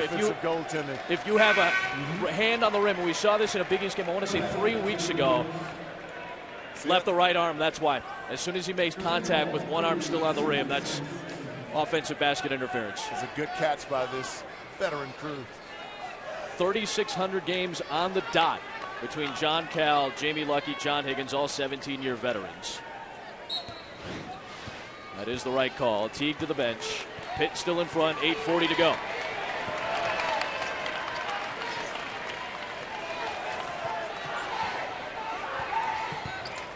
Patterson off the Adams screen, gets triple teamed. A jump ball would keep it at this end of the floor.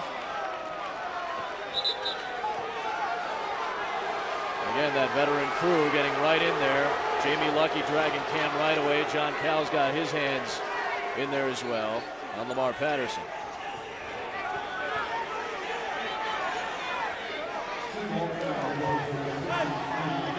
They do get a foul against Seton Hall.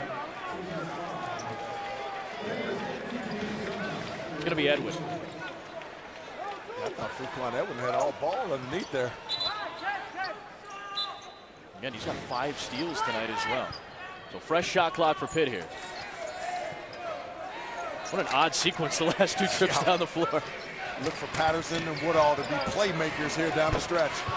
Patterson got it to Zana, and he runs down the rebound. And here comes Woodall. He got it blocked by Edwin. And a foul on Lamar Patterson.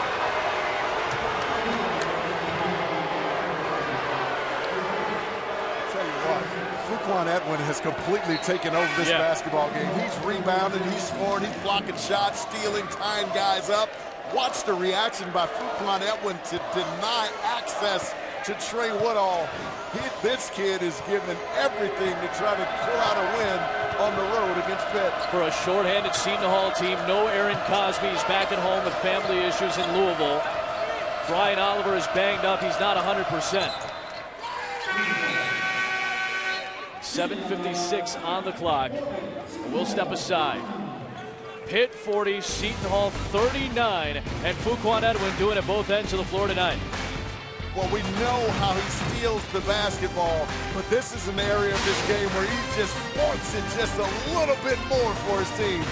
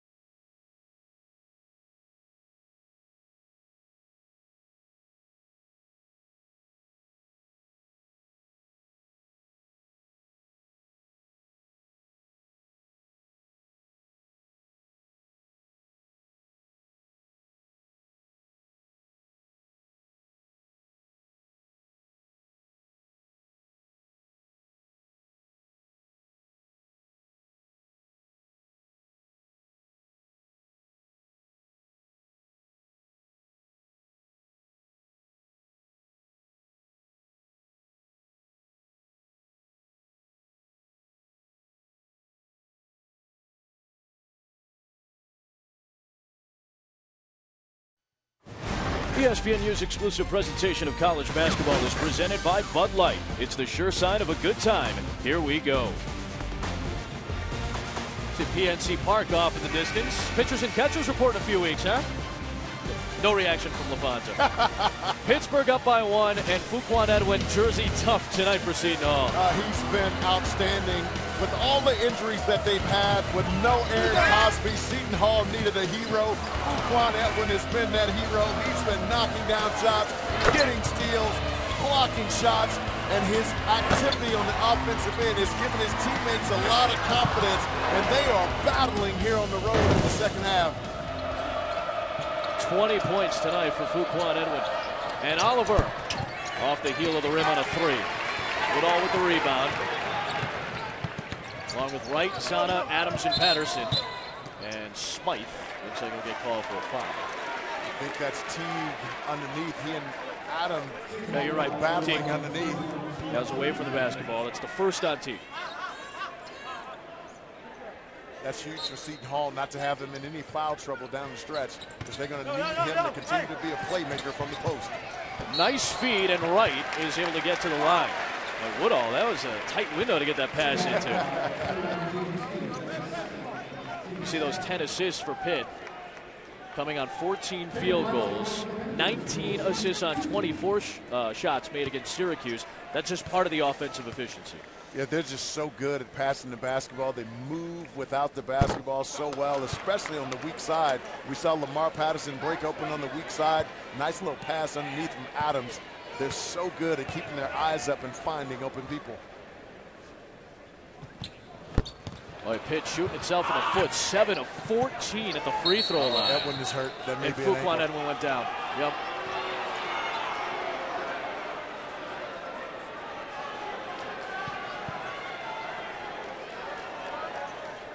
So tough when you get in those situations, Adam. I know a few times when I was playing, I would go up for a rebound, and you have all these shoes underneath you, and you come down and you roll your ankle. Couldn't quite see if that's what happened to Edwin, but I'd say it's possible with all the people that were around, and just what Seton Hall does not need, another injured player, especially their superstar.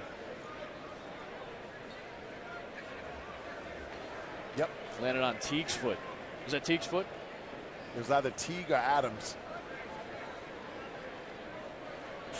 Actually, yep.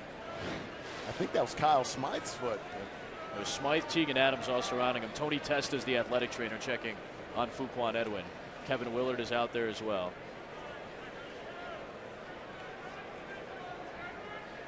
Add this to the list. I mean, the hits just keep on coming for Seton Hall.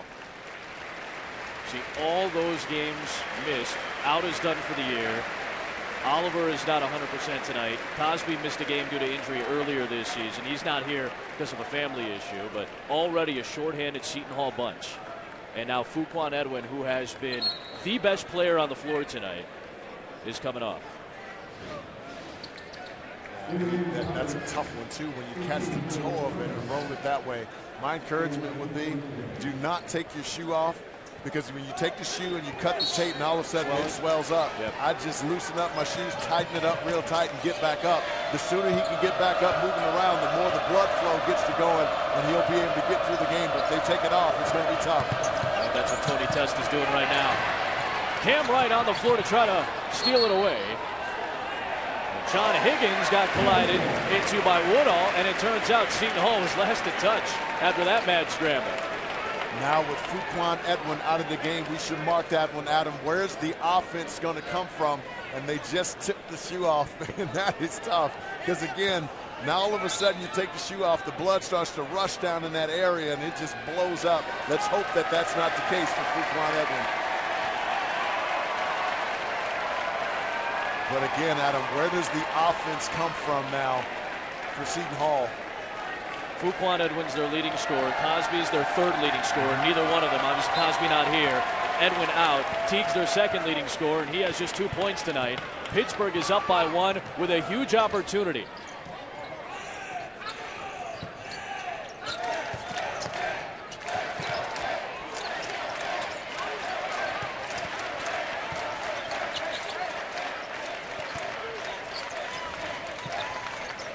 Adams against Teague.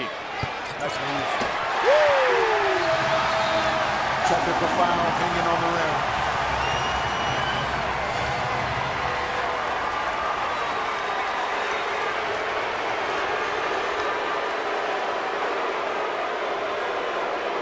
There'll be a technical foul for hanging on the rim.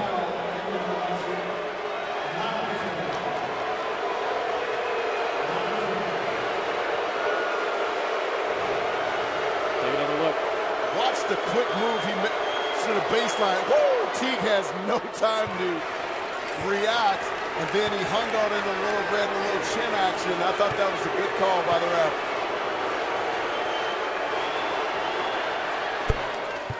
Again, according to you cannot hang on the rim unless there's people under you. You're doing it to protect yourself. They felt that he was doing it to kind of show up.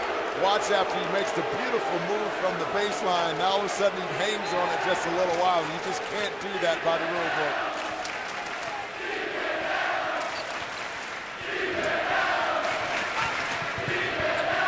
Smythe knocked down both free throws. So it's back down to a 1-point game. These are little breaks for Seton Hall. Here comes Edwin back into the game. Ankle retape, shoe tied on tight, I'm sure, on that right foot, stretching it out a little bit.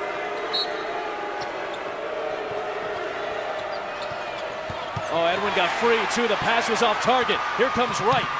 And Smythe ended up fouling him. I think Jamie Dixon was just friendly, a question of Jamie Lucky. Hey, was that maybe an intentional foul? I think he got a quick explanation. He seemed to be okay with it.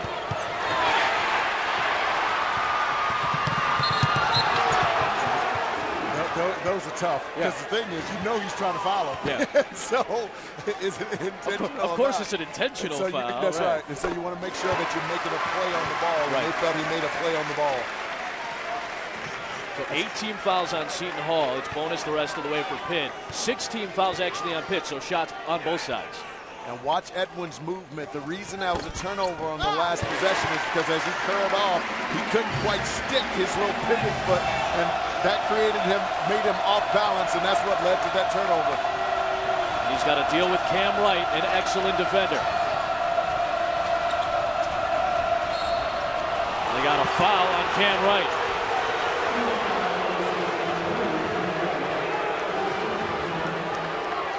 The frustration level in this gym right now is palpable for the fans of the Pitt Panthers. Well, you just have to be smart. I appreciate the effort by Cameron Wright. but you can't be that physical on a ball handler that far off the floor. Just do your job, stay in front, force Fuquan Edwin to put it on the floor and drive the basketball, especially now that he's injured.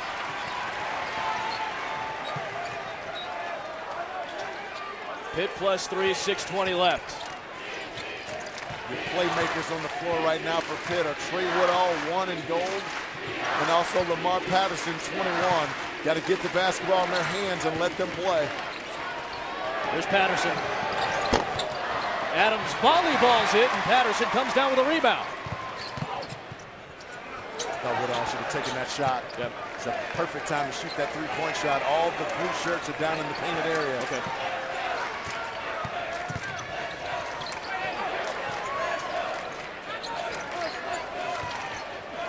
Patterson had space for a moment, passed it up, still 13 to shoot.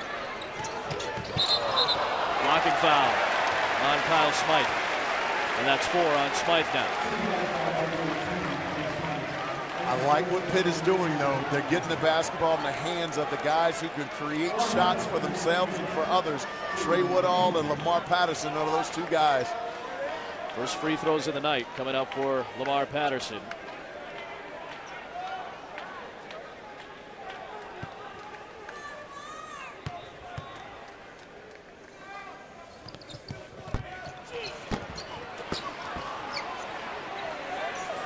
Pitt is really hurting itself at the free throw line. 9 of 17. Seton Hall can tie it with a 3. Here it is, Smythe. Adams corrals the rebound. He ties his career high with 14 boards. Here's Cam Wright. Got free, got 2!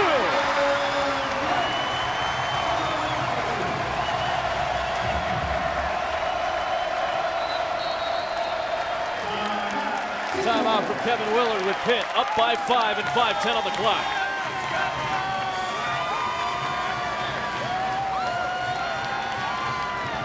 We said at the end of the game that you want the basketball in the hands of Trey Woodall, 1, or Lamar Patterson. Lamar Patterson, great vision underneath, finds his streaky Cameron Wright. And at the end of games, you want to get the basketball in the hands of guys who can score or great passers. Trey Woodall and Lamar Patterson, 2 of the best passers in the entire Big East.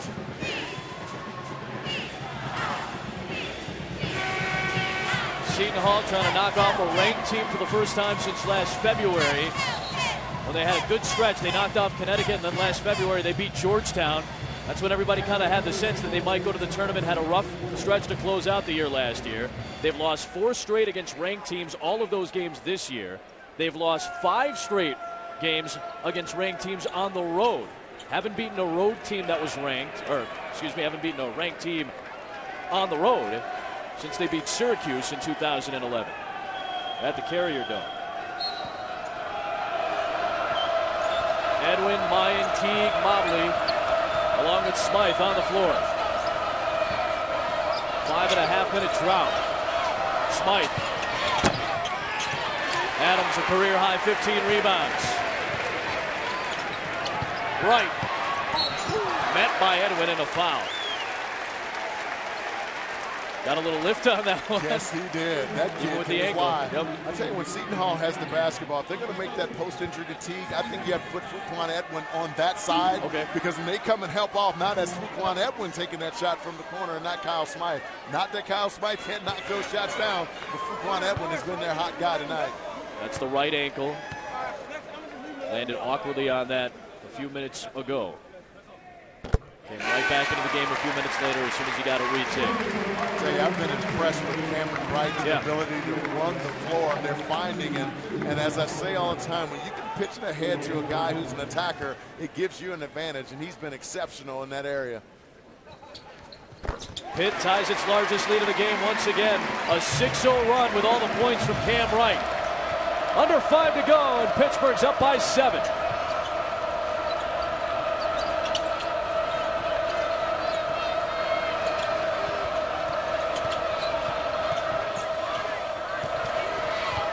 Edwin against Adams, got the 2. His read off that curl action is perfect. The defender is trailing him off, and that's the perfect read for a curl. His ability to hang in the air is allowing him to get that shot over the top. His career high is 28. He's got 22 tonight. And Edwin with another steal, his 6th of the game. Fuquan Edwin is single-handedly willing Seton Hall in this game, but he is limping on the way back up the floor. Inside of 4 to go. Media timeout's coming.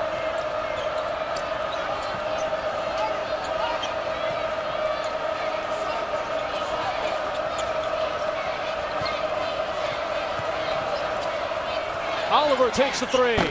Left it short. Mayan runs down the rebound. The freshman gets fouled. James Robinson on the foul. Good effort by Mayan. And shots coming on the other side of this break. But Fuquan Edwin is the storyline right now. Injured his ankle earlier here in the second half, but still trying to will his team in this game. I mean, he is sacrificing everything, putting it on the line for his team to come up with extra possessions, really hurting, but he's the guy who's been getting it done all night long from Pitt on the offensive end. Sorry for Seton Hall.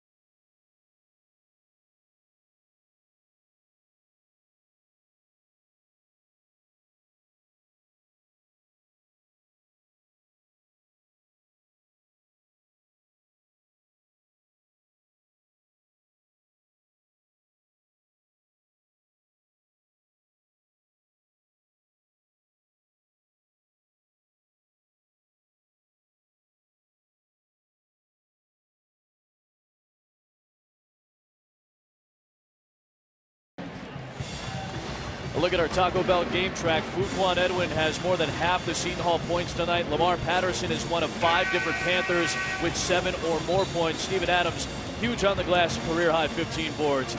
But it's just a 5-point game with 3:37 left. Well, Cameron Wright has been terrific. He was 0 for 2 in the first half with 8 points here, all coming in the second half. I like the energy that he's brought to the basketball game. He's been able to explode and get to the basket in transition. And Jamie Dixon continues to preach this 10-deep philosophy. He did not play Cam Wright in a game against Providence earlier this year. In the next game, he thought to himself, why didn't I play Cam Wright?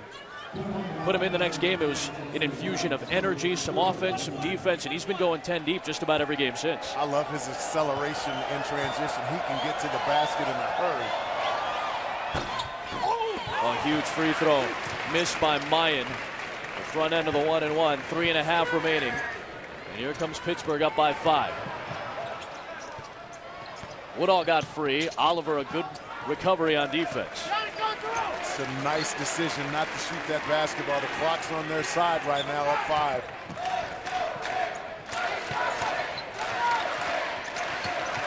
Woodall forced one to Robinson, but Mayan gets caught reaching into the foul. And 2 shots on the way for James Robinson. Free throws have been an issue at times this season, especially late in games for Pitt during the Big East season. Tonight, just 11 of 19 at the foul line. Robinson has not scored. Missed free throws hurt them against Louisville as well.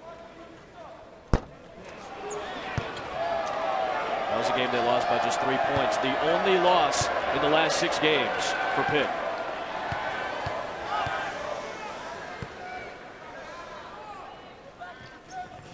9 of the 10 players for Pitt have scored. They're up by 6 with 3:10 left.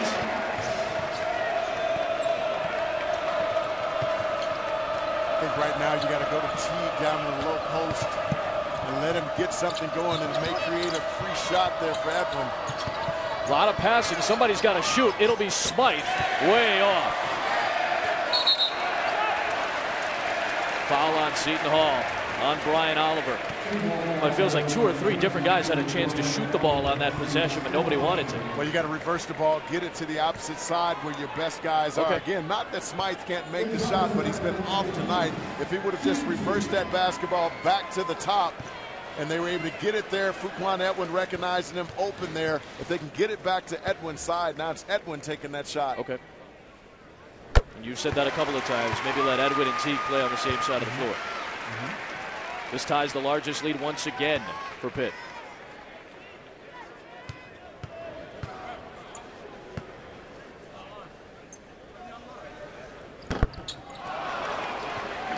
Let's see if these free throw misses come back to hurt Pitt. They've left 10 points at the line, and they're up by 7 with 2:45 left now.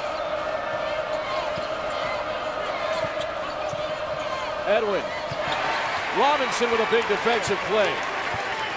Like a defensive lineman deflecting a pass at the line of scrimmage.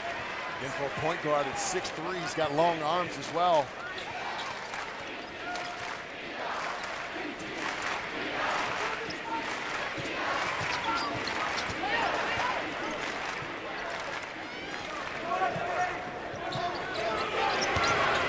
Patterson on the floor. And headed to the line. I thought Fuquan Edwin, after curling off, he's made the shot a lot tonight, should have taken that shot. When you jump in the air, you got to shoot the basketball. Usually when you try to make a pass after jumping in the air, it usually leads to a turnover, as it did on that possession there. Double figures in 5 of the last 6 games for Lamar Patterson. Largest lead of the night at 8. I love his decision-making ability when he has the rock. He does everything well. 4 rebounds a game, 3 assists a game, double figure score. He puts Pitt up by 9, 2:09 left.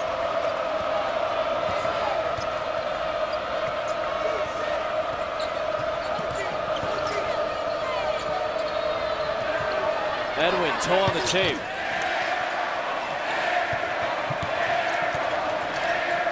It really feels like a knockout punch could be coming for Pitt here. Yeah, the ankle has to be bothering him. It bothers your lift on your shot, making you imbalanced. Hard to get your 2 feet underneath, which he desperately needs for a shot.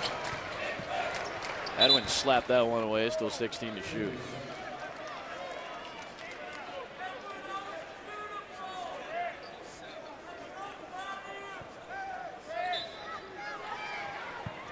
One field goal in the last 10 minutes for Seton Hall. Jamie Dixon uses a timeout here with 1:36 left. Didn't want the 5 count. The Panthers, we got almost, our colleague Anish Shroff just kind of tweeted something out, and I thought it was interesting. This may be maybe a hangover game for Pitt coming off that win against Syracuse. Again, a lot of emotion on that win on Saturday. But this is a win you got to get because a lot of numbered teams coming your way. And 2 on the road at Cincinnati and Marquette. 2 teams that have already beat Pitt in their own house. Both teams playing really well. And, of course, when you're dealing with Cincinnati, you got to deal with Sean Kilpatrick, one of the lethal scorers in the Big East. Marquette's playing well. Devontae Gardner's terrific in his 20 minutes off the bench, second in scoring on that team. Notre Dame moves with the basketball so well they can shoot the 3-point shot. So not an easy lineup coming up for Pitt. Think about Marquette. They've got 4 losses this season. I think it's now 5. 2 of them by double figures. Everything else is within 1 or 2 points. It's incredible this year. Scrappy team. A lot like Pitt, just really good, sound defensively, and if you turn it over, they get out in transition and can score it. Robinson to Woodall. To Zana. Offensive rebound for Lamar Patterson, a fresh 35. Seton Hall might have to foul here. Just to extend the game. They have to now. Yeah, Kevin Willard's in, trap and foul. Smythe picks up the foul. He's done. think Tom Mayan, number 0 in blue, may be cramping up. Yeah, it looks like he's got a calf cramp.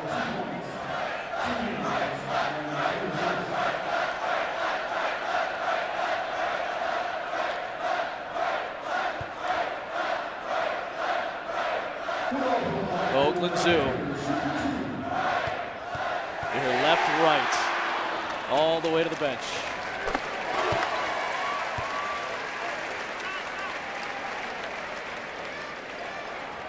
Trey Woodall and Lamar Patterson have made some timely plays in this second half, whether it be scoring or making an assist, coming up with the second chance opportunities. Those two have shown tremendous leadership for Pitt. Adams, 8 points, 15 rebounds, a career high tonight. Pitt, largest lead at 11. 65 seconds left.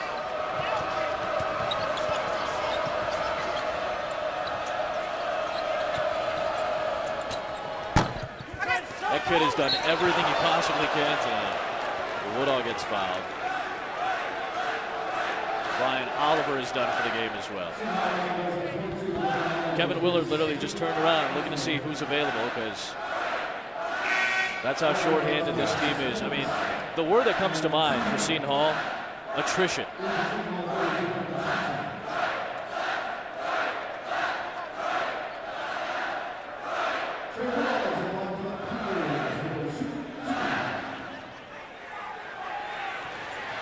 This is kind of hypnotizing, to be honest with you.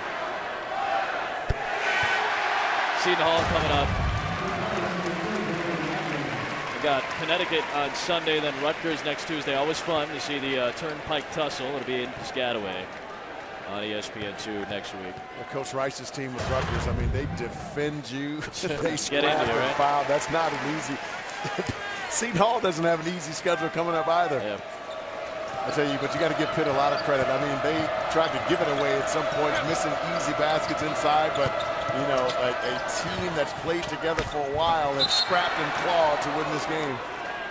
Edwin still battling, fouled by Zana, 40.9 left. Okay, going back to that earlier point, just feels like the word is attrition. Yes. You know, any injury, any nick, any cut, any bruise, it just seems like it's coming Kevin Willard's team's way. Edwin the ankle tonight. Oliver has been nursing the ankle the last month and a half or so. Auda's done for the year. Mayan was cramping up a moment ago. Jeremy Poors had a stress fracture. Johnson's got the knee. Mobley's got the shoulder. We can go on and on. This is a tough season for Kevin Willard. He knows it too. There's no lying when he speaks to you before a ball game. He knows this is a tough year. Well, the great thing about it is he's got a good recruiting class coming in, and all of these guys, with the exception of Smythe, are coming back.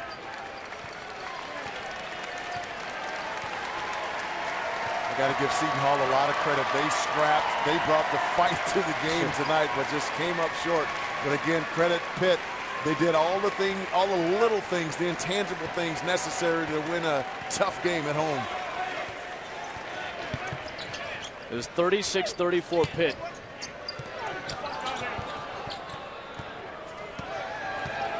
Pittsburgh closes out, scoring 20 points to Seton Hall's 12. 1.8 left. And that'll do it. 56-46, the final score. Pitt comes away with the victory. Tough win tonight for Pitt, but they defend the home court again. Doing a great job of rebounding the basketball. They had a lot of turnovers, but they were able to scrap and did the little things necessary to win this game. Final regular season meeting between these two. Pitt in the top 25 has won 6 of its last 7. Hall has lost 8 of its last 9. Coming up next, it's College Football Live for LaVonzo Ellis and our great crew. Adam Amin sings So Long from Pittsburgh. Pitt wins by 10.